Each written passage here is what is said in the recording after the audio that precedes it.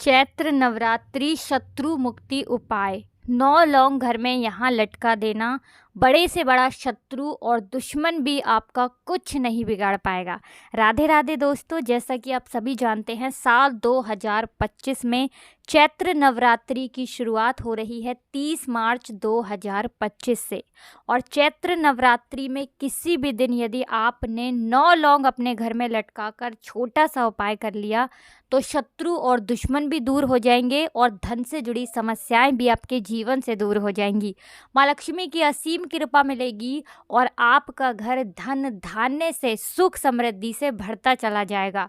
चाहे तो आपके घर में आपके पैसे को नज़र लगी है, घर के किसी सदस्य को नज़र लगी है, या फिर आपके व्यापार को, बिजनेस को, नौकरी को नज़र लगी है, ऐसा समझ लीजिए 9 लौंग वाला ये उपाय आपकी सारी ही समस्याओं को दूर कर देगा। आपकी कुंडली में अगर नवग्रह ठीक नहीं है, घर में कोई वास्तु दोष है, उसमें भी आपको बहुत लाभ मिलने वाला है 9 लौंग का ये छोटा सा उपाय घर बैठे करके।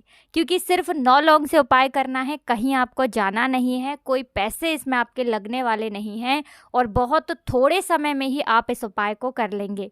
तो नवरात्रि में अगर आपने ये उपाय किया है तो समझ लीजिए रातों रात आपका भाग्य चमकेगा और माँ लक्ष्मी की कृपा से आप महाधनी भी बनते चले जाएंगे।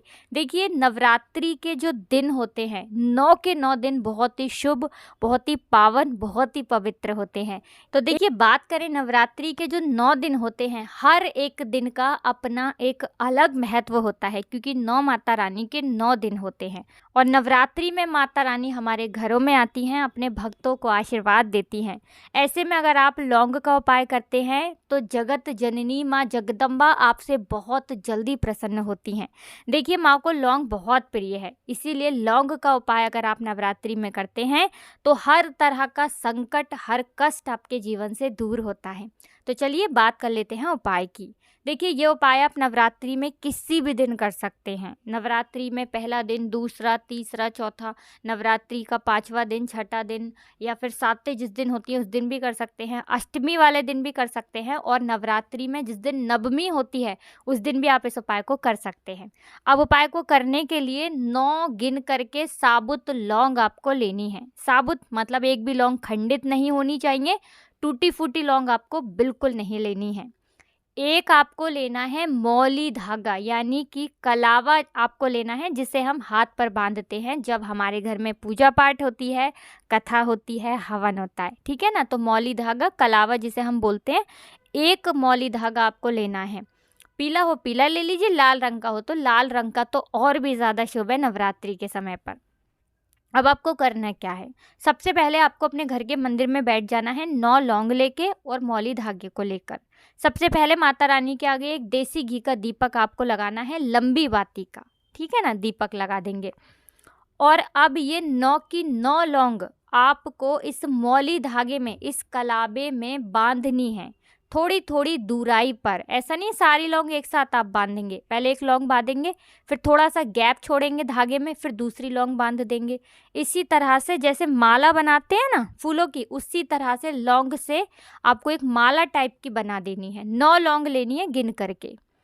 अब ये जो लौंग की माला है इसे अपने घर के मंदिर में आपको रख देना है थोड़ी देर के लिए, 2 से 3 मिनट के लिए। तो इसके बाद आपको हाथ जोड़कर जगत जननी माँ जगदम्बा से प्रार्थना करनी है कि हे माँ, मेरे जीवन में जो भी शत्रु हों, जो भी दुश्मन हो, जो भी मेरे विरोधी हों, या जो लोग भी मेरे ऊपर जादू टोना करवा रहे हैं, ब्लैक मैजिक करवा रहे हैं, तंत्र मंत्र करवा रहे हैं, बंधनवार की क्रियाएं करवा रहे हैं, उन सब से मेरी रक्षा करना। आप तो सभी का कल्याण करती हैं, मेरा भी कल्याण करना। इस तरह से आपको माँ से प्रार्थना करनी है और एक लाल पुष्प भी माँ को ज़रूर से अर्पित करना है, यानी एक फूल आपको लाल, कोई सा भी लाल फूल ले लीजिए, माँ को चढ़ाना है।